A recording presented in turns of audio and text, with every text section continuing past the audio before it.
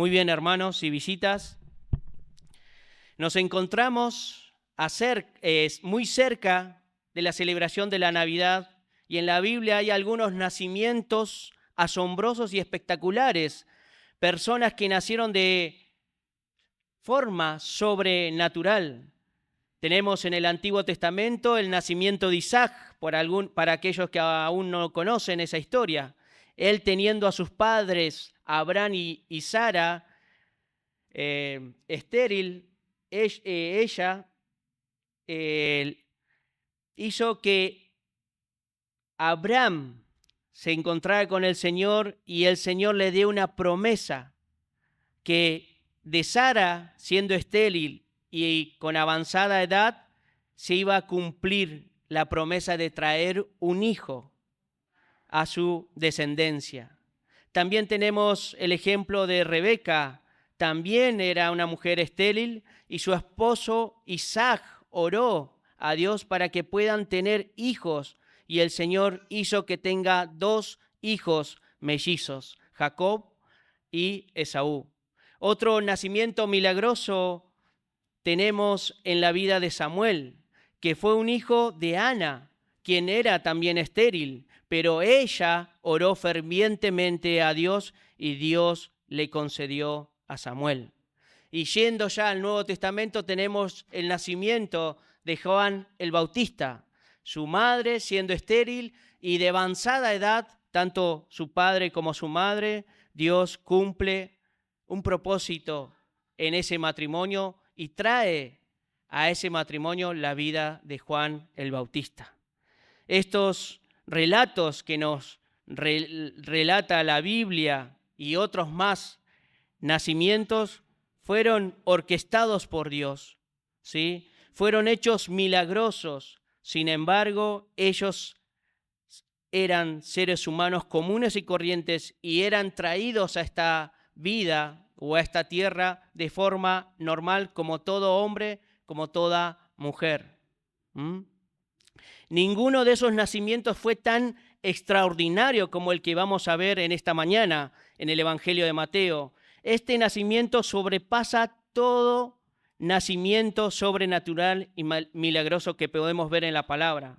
Nos podemos preguntar de cómo iba a nacer el Hijo de Dios que está en la tierra, que cómo podríamos esperar la encarnación del Hijo de la promesa, cómo sería la llegada de aquel Hijo prometido, el Mesías.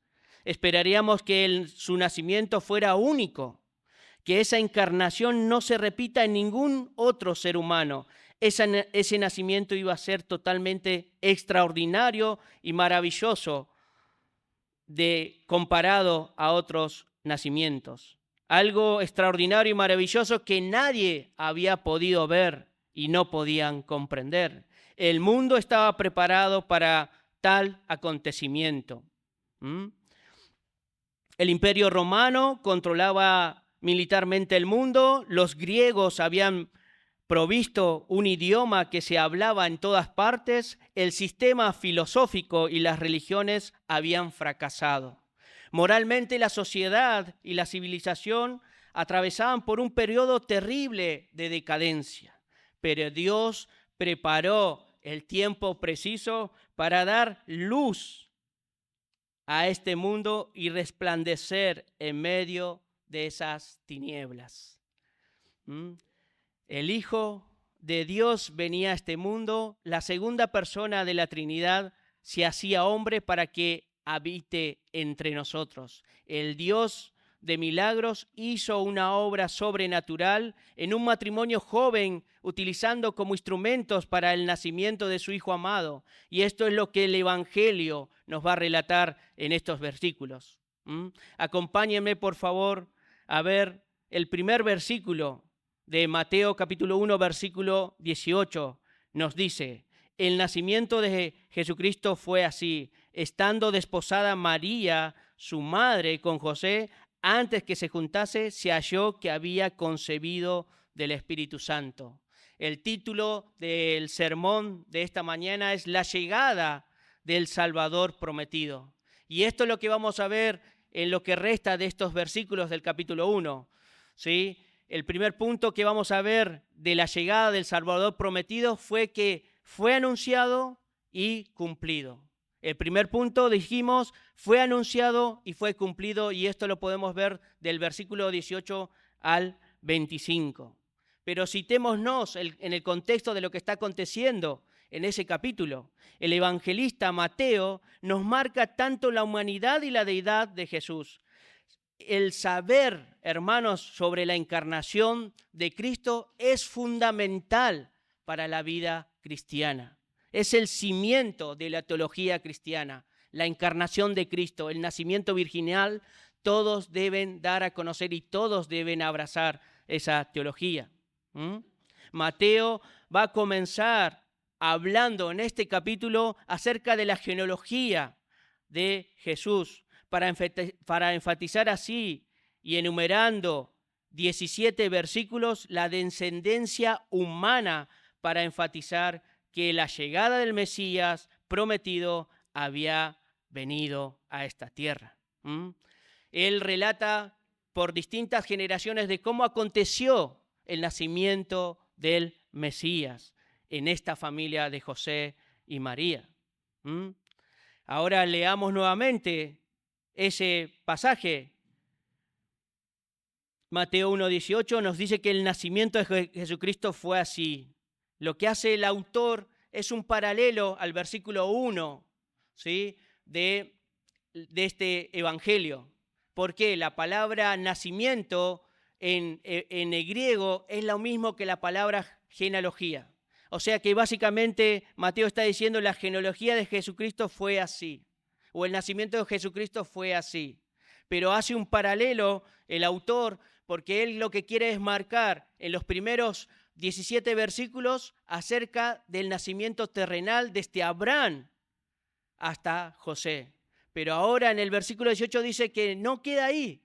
El nacimiento, la genealogía de Jesús fue así, ya destinada por el Padre. Ahora les voy a hablar acerca de lo que el Padre hizo a través de este matrimonio.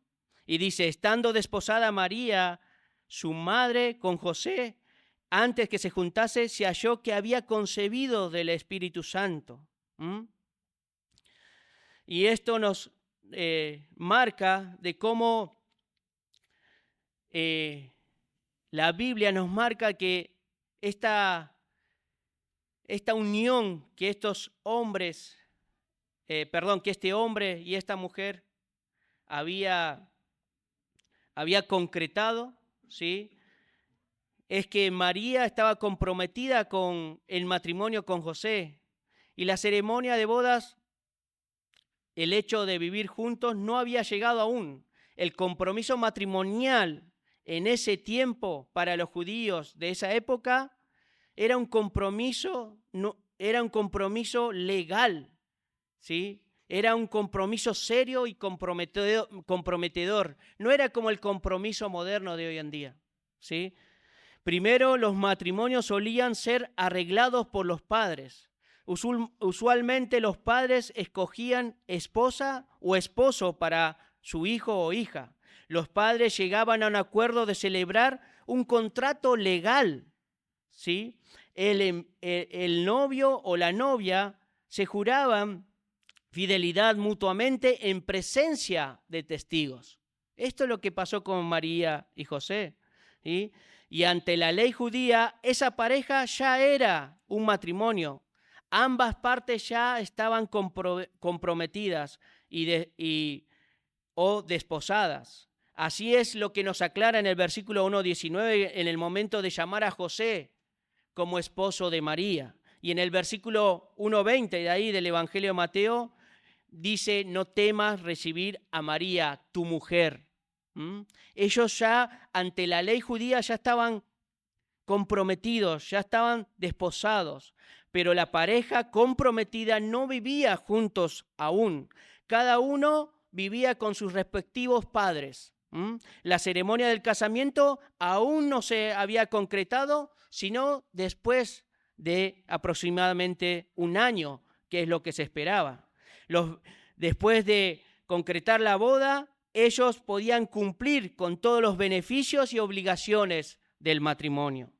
También debo aclarar, hermanos y visitas, que este compromiso legal solo se podía romper únicamente con el acto de divorcio, ¿sí? O la muerte de uno de los cónyuges. No había otra manera, ¿sí? Se comprometían y durante un año tenían que esperar para poder llegar a la celebración de la boda. Y esta es la situación que nos encontramos con María y José comprometidos.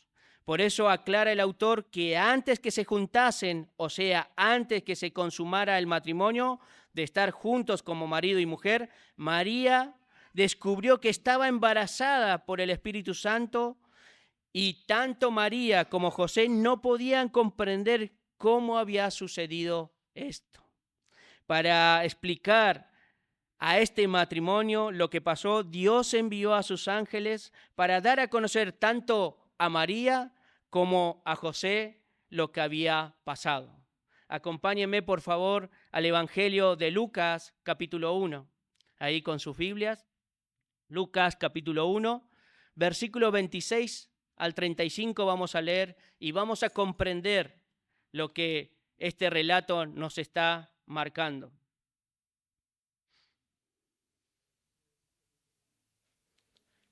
Lucas capítulo 1, versículo 26 nos dice: en el sexto mes del ángel, el ángel Gabriel fue enviado por Dios a una ciudad de Galilea, llamado Nazaret, a una virgen desposada con un varón que se llamaba José, o sea que estaba comprometido con José, de la casa de David, y el nombre de la virgen era María. Y entrando el ángel en donde ella estaba, dijo: salve, muy favorecida, el Señor es contigo, bendita tú entre las mujeres. Mas ella, cuando le vio, se turbó por sus palabras y pensaba: ¿qué salutación sería esta? Entonces el ángel le dijo: María, no temas, porque has hallado gracia delante de Dios, y ahora concebirás en tu vientre y darás a luz un hijo, y lo llamarás su nombre Jesús. Este será grande y será llamado Hijo del Altísimo, y el Señor Dios le dará el trono de David, su padre, y reinará sobre la casa de Jacob para siempre, y su reino no tendrá fin. Entonces María dijo al ángel: ¿cómo será esto? Pues no conozco varón. Respondiendo el ángel les dijo: el Espíritu Santo vendrá sobre ti y el poder del Altísimo te cubrirá con su sombra, por lo cual también el santo ser que nacerá será llamado Hijo de Dios. Hermanos y visitas, en los evangelios hay muy poca información acerca de María y de José, pero podemos ver que esta María a la que el Señor había llamado fue una mujer piadosa, sensible y sumisa a la voluntad del Señor. Lo podemos ver más adelante en las palabras de Lucas 1:38, cuando él dice: he aquí la sierva del Señor, hágase conmigo conforme a tu voluntad. Ahí mismo, María confiaba en Dios. Ella era la representación de las mujeres piadosas del Antiguo Testamento. Ella conocía la palabra de Dios y ella habla acerca de Dios en esos siguientes versículos de Lucas 1. Pero no queda ahí. Tanto José como María eran hombres comunes, pero ambos descendientes del reinado de David o del rey David, ¿sí? Pero de distintas familias. Ambos vivían en Nazaret, nos cuenta el relato. Ambos eran parte de ese pequeño remanente que en esa época, en la llegada de Jesús, había hombres justos y piadosos, así como Simeón. Ambos fueron instrumentos en las manos de Dios. Volvamos a Mateo capítulo 1, versículo 19 ahora, a ver qué nos cuenta este evangelista. Nos dice que José, su marido, como era justo y no quería infamarla, quiso dejarla secretamente. En otras traducciones dice que este versículo ¿sí?, de esta manera. José era un hombre recto, obediente a la ley de Dios y no quería que ella fuera avergonzada en público. Así que hizo planes en secretos para romper el compromiso de matrimonio. Hermanos y visitas, pensemos un poco en la situación que le está pasando a José, estando comprometido con su mujer, a la que amaba, ¿sí?, a la que cuidaba, a la que en la cual, se estaba esforzando para llegar al acto de la boda. Él la amaba y de repente se encuentra que su prometida, la mujer que amaba, está embarazada. Hermano, hermana, ¿qué harías vos en esta situación?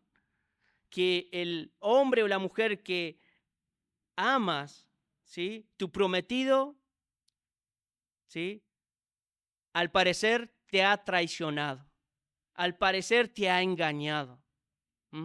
Esto es lo que le acontecía en la mente a José. En la mente de José, ella había sido infiel hasta ese momento. Entonces, como el periodo del compromiso era legal, si María le hubiera sido infiel a José, según la ley del Antiguo Testamento, la infidelidad de María, su mujer, era considerado como un adulterio y se castigaba con la muerte.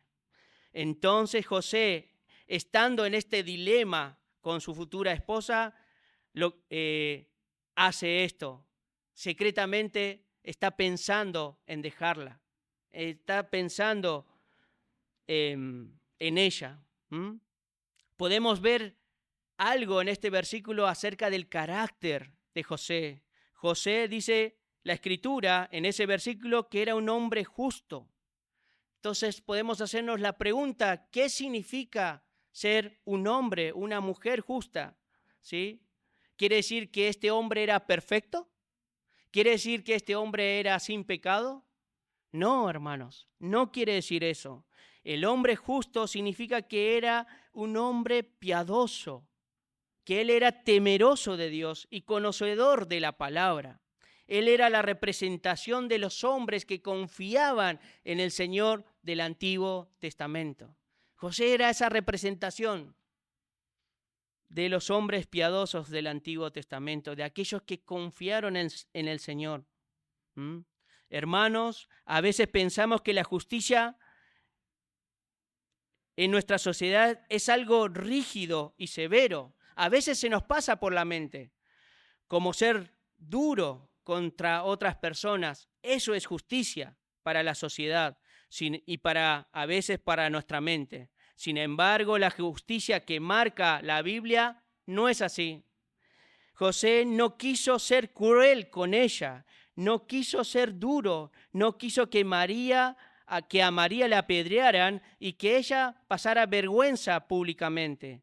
A pesar de que en ese momento él era la persona ofendida, la justicia de Dios y de José se refleja en la misericordia, hermanos. Y esto es lo que vemos en la vida de José en este momento. Él, dice la Escritura, que hizo planes en secreto para romper el compromiso de matrimonio. Esta situación le estaba afectando tanto a José, imagínense, hermanos. Por eso les traigo un poquito para que piensen en sus mentes lo que le estaba pasando a José. Y nos dice el versículo 1:20 de Mateo, y pensando él en esto, o sea, que estaba todo el tiempo en esta situación, ¿qué hago? La mujer que amo está embarazada. Y pensando él en esto, he aquí un ángel del Señor le apareció en sueño y le dijo: José, hijo de David. O sea que este ángel le recuerda que era de la descendencia de David. Y él, José, conocía la profecía de que de la descendencia de David iba a nacer el Mesías. Le dice el ángel: no temas recibir a María, tu mujer, porque lo que en ella es engendrado del Espíritu Santo es. Versículo 21, le pondrás por nombre Jesús, porque él salvará a su pueblo de sus pecados.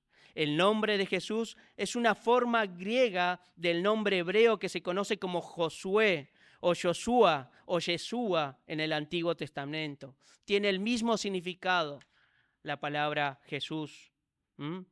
Este nombre significa Jehová salva o Dios es salvación. El ángel le explica la razón por qué tenía que ponerle este nombre. ¿Qué dice el relato? Porque Él, solo Él, salvará a su pueblo de sus pecados. Esto quiere decir que Él mismo y no otro, hermanos, salvará a su pueblo de sus pecados. Solo por medio de Jesús es el perdón de los pecados de aquellos que creen en Él. Solo por Él y nada más que Él tenemos el perdón de nuestros pecados. En este tiempo, hermanos, el problema no era el Imperio Romano, no eran los judíos ortodoxos o los que practicaban la religión, ¿sí? El gran problema de ambas naciones es que la humanidad estaba en pecado.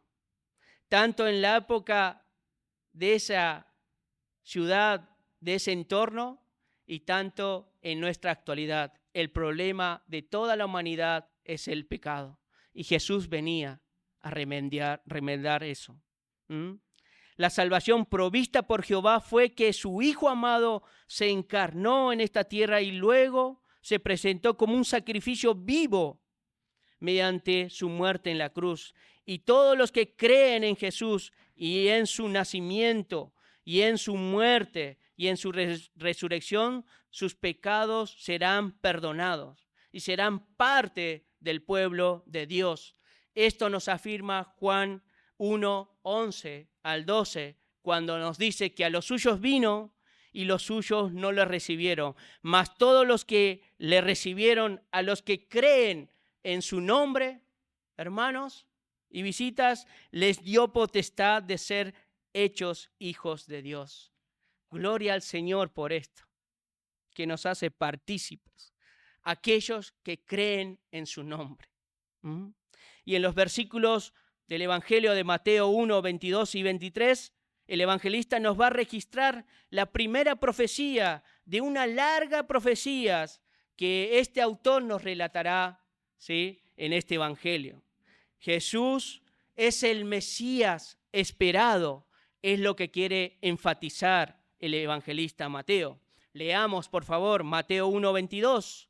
Todo esto aconteció para que se cumpliese lo dicho por el Señor por medio del profeta, cuando dijo: he aquí, una virgen concebirá y dará a luz un hijo, y lo llamará su nombre Emmanuel, que traducido es Dios con nosotros. Hermanos, esta profecía es de Isaías capítulo 7 y tiene que ver con el reinado de Acaz y de Judá, en Judá. A pesar de ser hijo del gran Usías, Acaz fue un rey malvado que llenó Jerusalén de ídolos, ¿sí? Estableció el culto a Moloc, pero Resín, el rey de Siria, y Peca, rey de Israel, decidieron eliminar a Acaz y reemplazarlo con un rey que cumpliera con las órdenes. Esta situación llevó a Isaías a amonestar a Acaz para que ponga su confianza en Jehová. Deje esos ídolos, deje lo que estaba haciendo. La maldad de Acaz era confrontada por Isaías. Y Isaías le dice: pide una señal a Acaz, ¿sí? Pide el cuidado de Dios en el capítulo 7 de Isaías, que Dios te va a proteger. Pero el malvado Acaz no confiaba en Dios y fingió una excusa piadosa, diciendo: no tentaré al Señor. Y se negó a pedir señal. Y he ahí el profeta Isaías, indignado, ¿sí?, pronunció estas palabras. Isaías 7:13. Dijo entonces Isaías: oíd ahora, casa de David, ¿os es poco ser molesto a los hombres, sino que también lo seis a mi Dios? Por tanto, Isaías 7:14, el Señor mismo os dará una señal. Ya que no quieres pedir una señal, Acaz mira lo que Dios va a hacer. He aquí que la Virgen concebirá y dará a luz un hijo y le llamarás su nombre Emmanuel. La palabra virgen quiere decir doncella, ¿sí? Tanto en el hebreo como en esta palabra. Lo que querían enfatizar el autor es que esta palabra doncella era considerado para una mujer virgen, para una mujer joven, ¿sí? Que no había conocido varón. Y esta primera palabra, doncella, lo encontramos en Génesis capítulo 24, versículo 43, cuando Rebeca, ¿sí?, es marcada como esposa para Isaac. El que había ido a buscar a Rebeca dijo: he aquí, estoy junto a la fuente de agua, sea pues que la doncella que saliera por agua, esta será la esposa de Isaac, dijo el hombre. Estas palabras se usan, la palabra doncella, para referirse a una mujer, ¿sí?, virgen, y no a una mujer casada. Y la palabra Emmanuel, que es usado en este versículo y en la profecía de Isaías 7:14, es un título, hermanos, es una descripción, no es un nombre propio, sino que es un título, una descripción acerca de la encarnación de Cristo. Jesús vino a morar en la tierra con nosotros. Dios ha venido a habitar con nosotros. Esto es lo que quiere manifestar el evangelista Mateo. Así como dice Juan 1:14, el Verbo se hizo carne y habitó entre nosotros como un tabernáculo, ¿sí? El término tabernáculo significa morar, reposar o habitar. O sea que la presencia de la gloria de Dios vino a habitar entre nosotros a través de la presencia de Jesucristo. Él vino a morar en nosotros, hermanos, haciéndose hombre en su encarnación. Esto significa, hermanos, que Cristo, siendo Dios, vino a habitar con los dolientes para sanarlos, con los endemoniados para librarlos, con los pobres en espíritu para bendecirlos, con los afanosos para librarlos de su afán, con los juzgadores para advertirles, con los leprosos para limpiarlos, con los enfermos para sanarlos, con los hambrientos para darles de comer, con los inválidos para restaurarlos y sobre todo con los perdidos para buscarlos y salvarlos. Todo esto podemos verlo en este evangelio, hermanos. Gloria al Señor.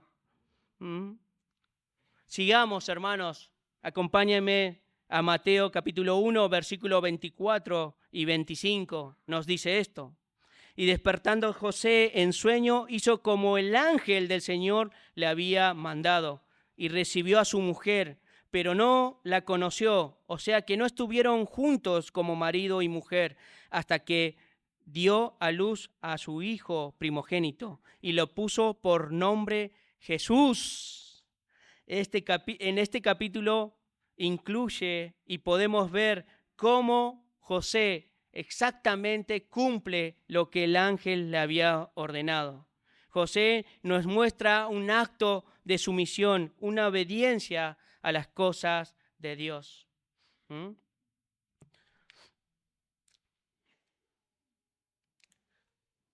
Continuemos entonces, hermanos. Así termina el capítulo 1. Vayamos al capítulo 2 ahora. El segundo punto nos dice: fue señalado y visto. Y esto lo vamos a ver del capítulo 2, 1 al 12.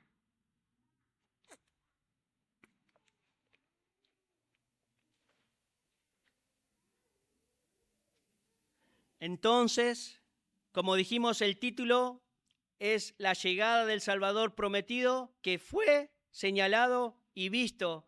Esto es lo que vamos a ver ahora. Lean conmigo, por favor, ahí en el capítulo 2. Dice: cuando Jesús nació en Belén de Judea, en los días del rey Herodes, vinieron del oriente a Jerusalén unos magos, diciendo: ¿dónde está el rey de los judíos que ha nacido? porque su estrella hemos visto en el oriente y vinimos a adorarle. Y sepan, hermanos, que el pueblo de Belén, conocido también como Belén Éfrata, fue la ciudad de David, situada a unos 10 kilómetros al sur de Jerusalén. No estaba tan lejos, pero estaba ahí, ¿sí? El reinado davídico comenzó con el rey David, pero así comenzó con el rey David, terminaría con Jesús ese reinado, porque el rey de reyes venía, ¿sí?, a nacer en Belén, ¿sí? Ambos nacieron en este pueblo humilde, pequeño e insignificante. Se calcula que había 200 habitantes aproximadamente en ese periodo, cuando nació Jesús.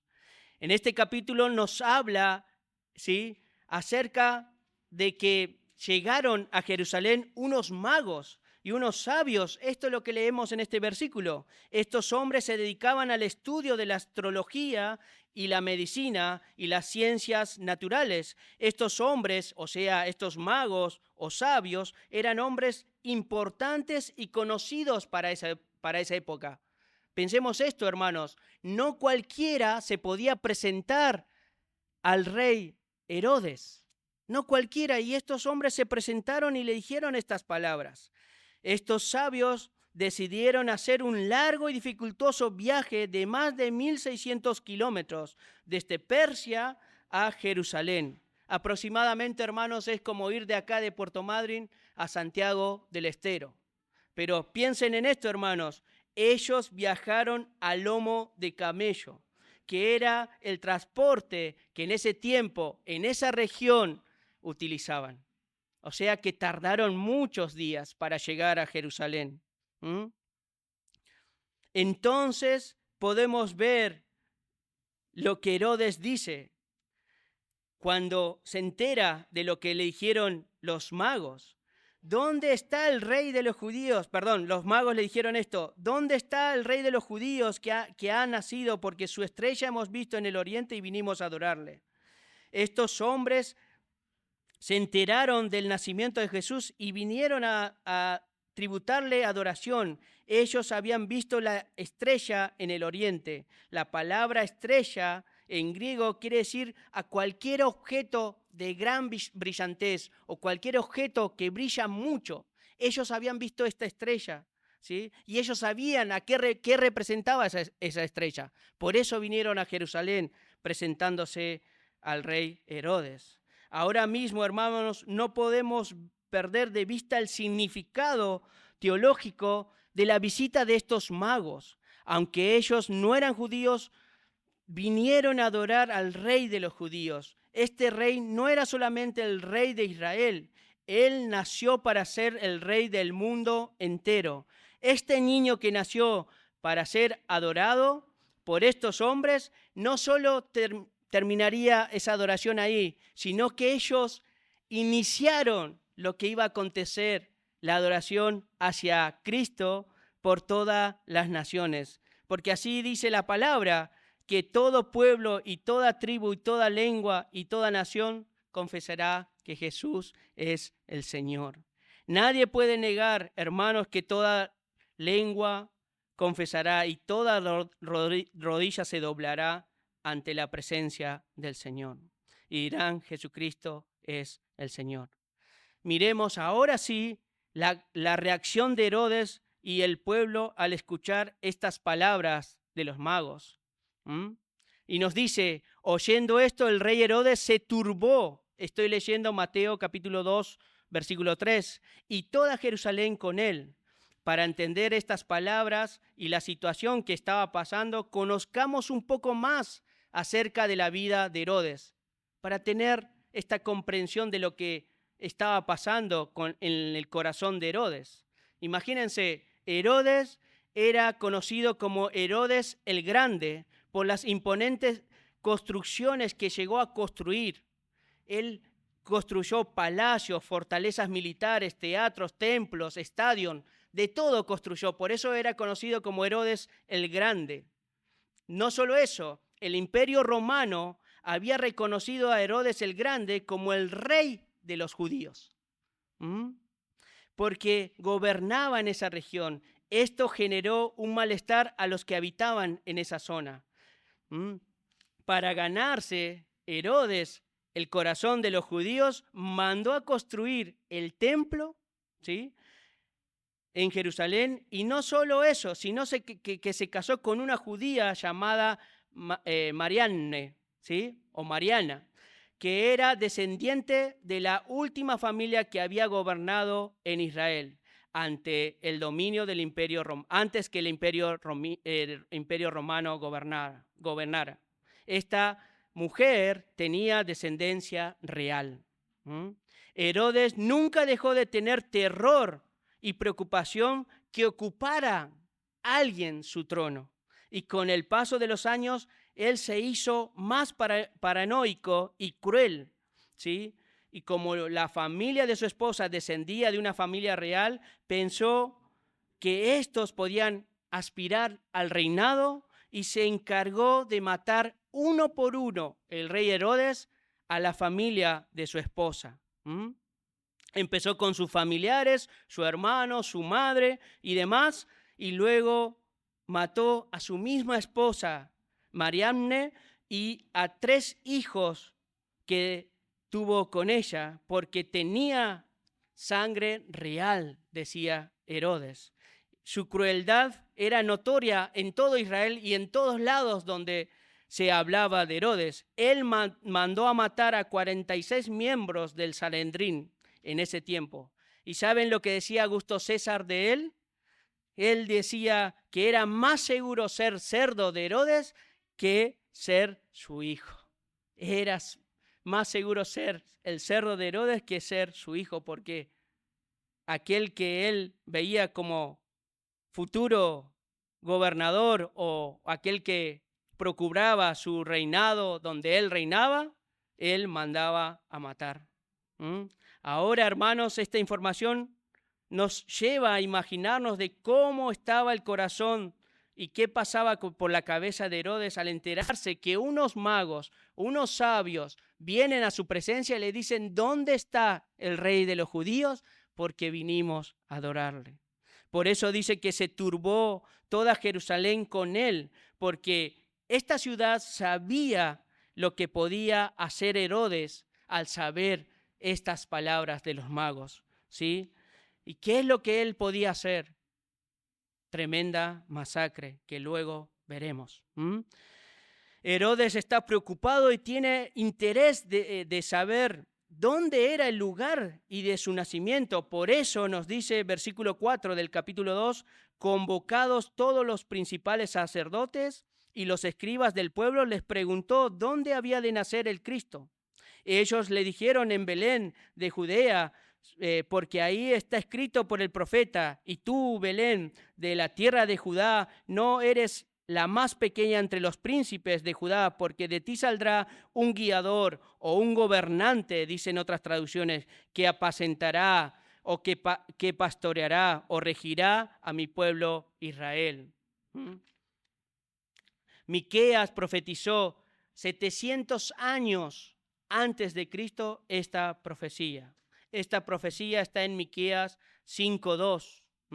Este texto nos dice que el Mesías habría de nacer en Belén, pero al mismo tiempo dice que sus orígenes son desde los días de la eternidad. El Miqueas nos relata eso. Y el Eterno había de nacer como un niño y sería gobernante. El Mesías será un pastor que guardará y protegerá y proveerá para su pueblo. Su gobierno es fiel y se extiende hasta los confines de la tierra. Y en Miqueas 5:5 nos dice que Él será nuestra paz. Todo esto profetizó Miqueas. Entonces, viendo nuevamente lo que continúa diciendo Mateo en capítulo 2:7, nos dice esto. Entonces Herodes, llamando en secreto a los magos, indagó de ellos diligentemente el tiempo de la aparición de la estrella. La preocupación del rey Herodes se enfocó en la aparición de la estrella, no en su significado o su importancia. Él quería que le marquen el tiempo para tomar nota, ¿sí?, para que luego él tramara algo por la vida de ese niño que es llamado Rey de los judíos. Y enviándolos, versículo 8 de Mateo 2:8 dice, enviándolos a Belén, dijo, ir allá a averiguar con diligencia acerca del niño, y cuando le halléis, hacédmelo saber, porque yo también, para que yo también vaya y le adore. Acá vemos la hipocresía de enviarlos a estos magos con su misión y luego que vengan a informarle y él justifica la razón diciendo que él también quiere ir a adorarle. Pero su intención parecía buena, pero no era lo que exactamente quería el rey Herodes. Más adelante veremos cuál era el fin de este propósito de saber cuándo y cómo y quién era ese rey de los judíos. Leamos lo que continúa diciendo Mateo 2:9. Dice, y ellos, habiendo oído al rey, se fueron. He aquí la estrella que había visto en el oriente iba delante de ellos hasta que llegando se detuvo sobre donde estaba el niño, y al ver la estrella se regocijaron con muy grande gozo. Imagínense, hermanos, el momento de esa escena. Estos habían recorrido más de 1.600 kilómetros, habían llegado a Jerusalén, no estaba ahí el Mesías, entonces tuvieron que seguir nuevamente la estrella que resplandecía. Y al ver que se paró la estrella, ellos se regocijaron con gran gozo. Todo el esfuerzo, todo el deseo que tenían estos hombres se había cumplido de ver al Mesías nacido. Los magos no llegaron para el nacimiento de Jesús en el pesebre, sino un tiempo después, ya que José y María nos dice el relato que vivían en una casa. Se calcula aproximadamente que Jesús tenía ya 2 años, por lo que después luego acontecerá. Nos dice el relato, el evangelista, que era un niño, ¿sí? Ya Jesús. Sigamos. Estos hombres, ¿sí?, al llegar ante la presencia de Jesús, se postraron y le adoraron y le regalaron 3 regalos. De ahí la tradición de la Iglesia Católica Romana, que toma esta referencia indicando que fueron 3, ¿sí? Y la tradición más adelante les puso nombre y la tradición más adelante le puso una descripción física a estos 3 hombres, que muchos lo conocen. Pero la Biblia, sepan hermanos y visitas, no nos dice cuántos fueron, no nos dice ni los nombres, sino que nos dice que estos hombres se postraron y le adoraron, ¿sí? Estas acciones son de sumisión ante la autoridad que ellos reconocen, ¿sí? Y le regalaron oro. El oro era un regalo apropiado para un rey. Así fue Jesús, el hombre nacido para ser rey. Fue rey para reinar no por la fuerza, sino por amor. Su reino no fue en un trono terrenal, su reino fue a través de la cruz del Calvario. El incienso, el otro regalo, es el regalo que un sumo sacerdote utilizaba para rendir culto y sacrificio, ¿sí?, en el Antiguo Testamento. Su dulce aroma era la función de cumplir, ¿sí?, con un rito que agradaba al Señor.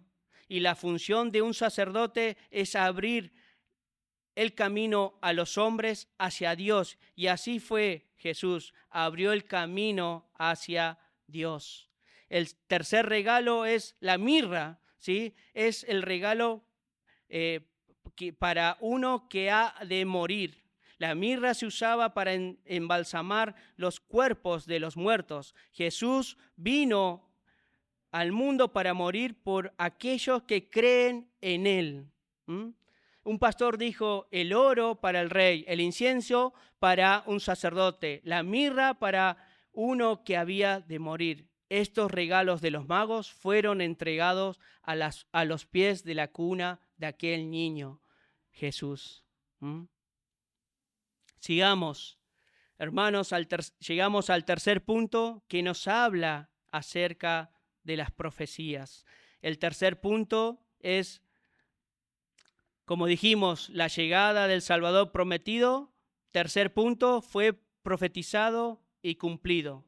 Y esto es lo que nos va a relatar en estos últimos versículos del capítulo 2, versículo 13 al 23.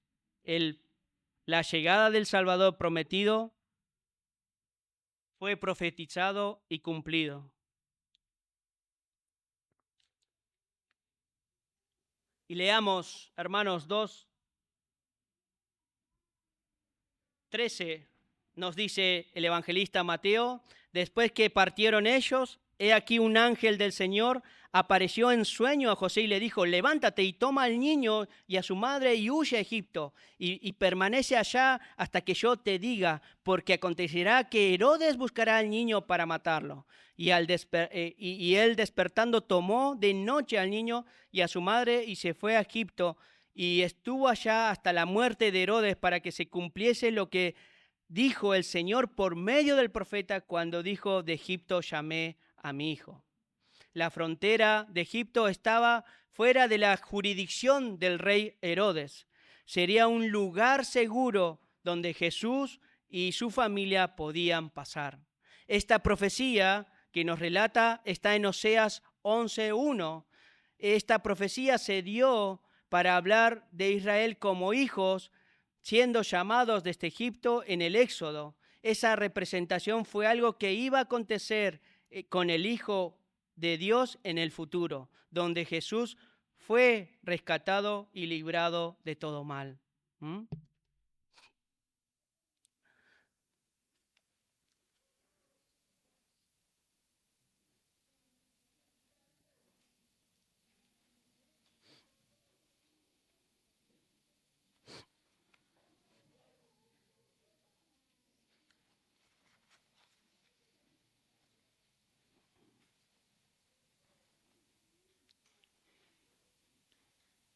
Versículo 16 nos dice: Herodes entonces, cuando se vio burlado por los magos, se enojó mucho y mandó a matar a todos los niños menores de 2 años que había en Belén. De ahí la edad aproximadamente de Jesús y de todos sus alrededores, conforme al tiempo que había adquirido de los magos. ¿Vieron? Él secretamente, para que no se enteren el pueblo de lo que iba a hablar con los magos, él secretamente tomó nota de cuándo había ocurrido esta situación de que los magos habían visto la estrella. Entonces, esto era realmente lo que Herodes quería hacer desde un principio al enterarse que había un rey nuevo para el pueblo judío. Esto es lo que quería hacer Herodes. Versículo 17 dice: entonces se cumplió lo que fue dicho por el profeta Jeremías cuando dijo: voz fue oída en Ramá, grande lamentación, lloro y gemido, Raquel que llora a sus hijos y no quiso ser consolada porque perecieron. En Jeremías 3:15 nos habla de esta profecía. Jeremías usó la personificación para describir a las madres de Israel como Raquel, que llora porque sus hijos fueron llevados al cautiverio, con lo que Israel ya dejaba de ser una nación y se consideraba muerta, a igual que el pueblo de ese tiempo. Era una profecía que Jesús corría peligro. Versículo 19 nos dice esto: pero después de muerto Herodes, he aquí un ángel del Señor se le apareció en sueño a José en Egipto, diciendo: levántate, toma al niño y a su madre y vete a la tierra de Israel, porque han muerto los que procuraban la muerte del niño. Entonces él se levantó y tomó al niño y a su madre y vino a la tierra de Israel. Pero oyendo que Arquelao reinaba en Judea en lugar de su padre, de Herodes, su padre, tuvo temor de ir allá, pero avisado por por revelación en sueños, se fue a la región de Galilea y vino y habitó en la ciudad que se llama Nazaret, para que se cumpliese lo que fue dicho por los profetas, que habría de ser llamado Nazareno. El rey Arquelao era uno de los hijos de Herodes el Grande, que reemplazó el trono después de la muerte de Herodes. ¿Sí? Él gobernó en Judea, Samaria y Idumea. ¿Sí? Él era odiado por los judíos y él mostró más crueldad que su padre ante los judíos. Antes de que se cumpliera eso, en una fiesta de las Pascuas, este Herodes Arquélago mandó a matar a judíos en las Pascuas. Entonces, de esta manera José conocía ese acontecimiento y tiene temor de llegar a donde él reinaba. Por eso se va a Nazaret, guiado por el Señor también. Nazaret era una aldea relativamente pequeña, parecida a Belén, y para el pueblo judío era un pueblo insignificante. Hermanos, recordemos cuando el Señor está eligiendo a sus discípulos en Juan 1:46, Natanael, ¿sí?, dice estas palabras: ¿de Nazaret puede salir algo bueno? Todo el pueblo judío de esa época sabía que Nazaret era una ciudad despreciada, una ciudad en la cual José y María vivían. Pero así como leímos todo nuestro relato, Jesús nació en Belén y fue criado en Nazaret. Por eso era conocido como Jesús de Nazaret.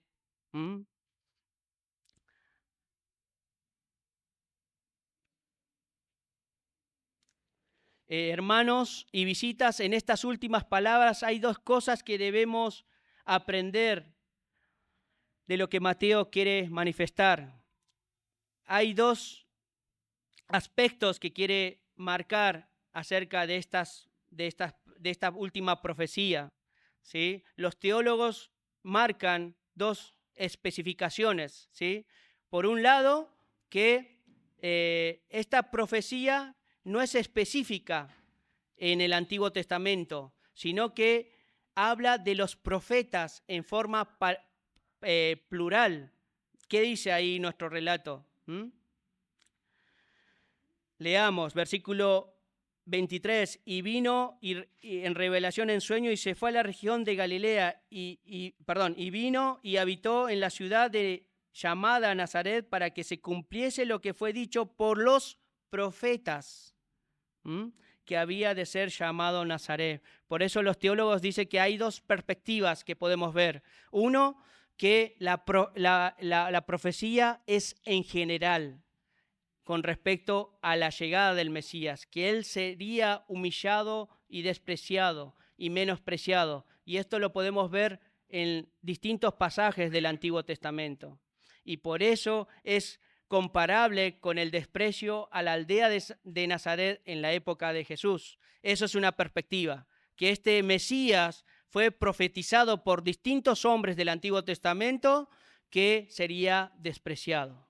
La siguiente teoría es que Mateo busca conectar con un juego de palabras el vocablo Nazaret con la profecía mesiánica del Antiguo Testamento de Isaías 11:1. Es lo que aparece muchas veces en referencia en nuestras Biblias, ¿sí? Porque la palabra hebrea para retoño o vástago, ¿sí?, se escribe Natzer.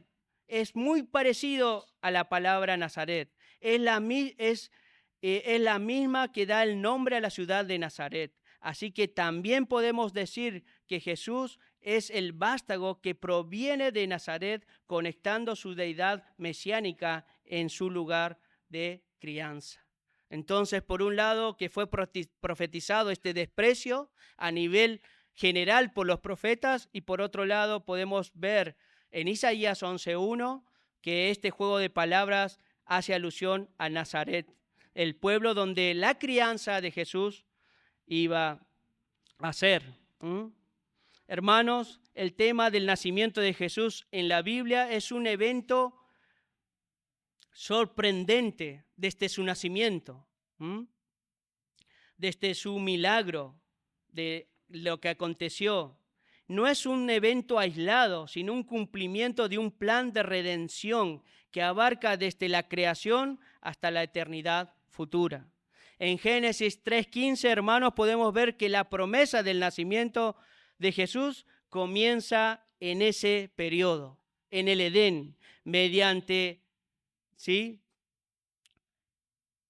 el llamado de Dios o la promesa de Dios cuando Adán y Eva pecan, la caída del hombre y de la humanidad, ¿sí?, fue manifestada, pero Dios promete que la simiente o la descendencia de la mujer heriría la cabeza de la serpiente. Este pasaje se conoce como el protoevangelio, o es la primera mención de las buenas nuevas, diciendo que el Salvador nacería de una mujer para vencer el mal y cumplir con la profecía de esta promesa de Génesis 3:15, en la cual Adán y Eva no cumplieron con la obediencia.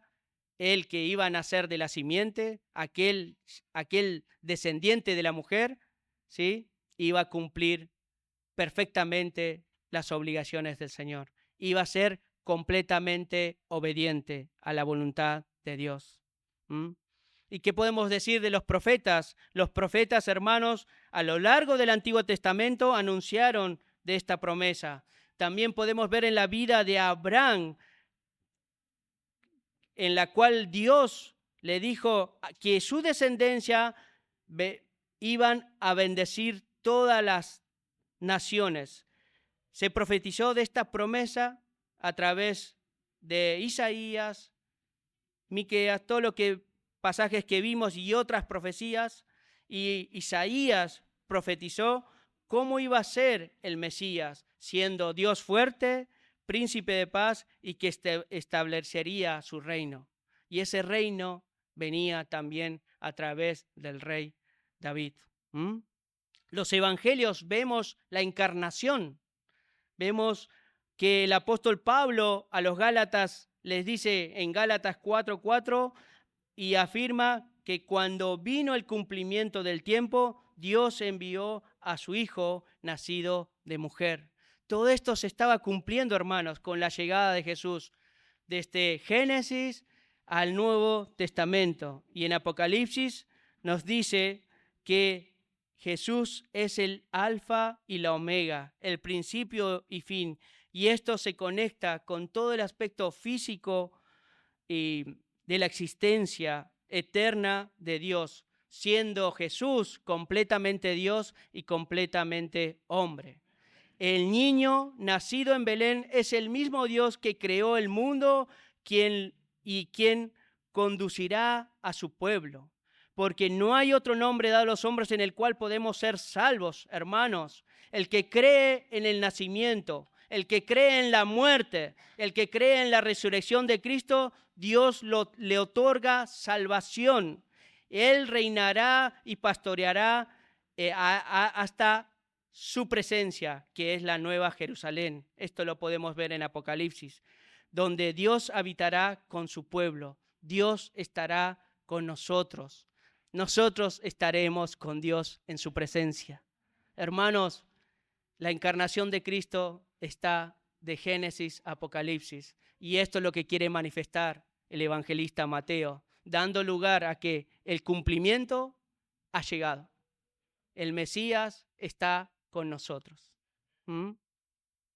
Algunas aplicaciones, hermanos, ya para ir terminando. ¿Qué quiere Dios con nosotros a través de estos pasajes, hermanos?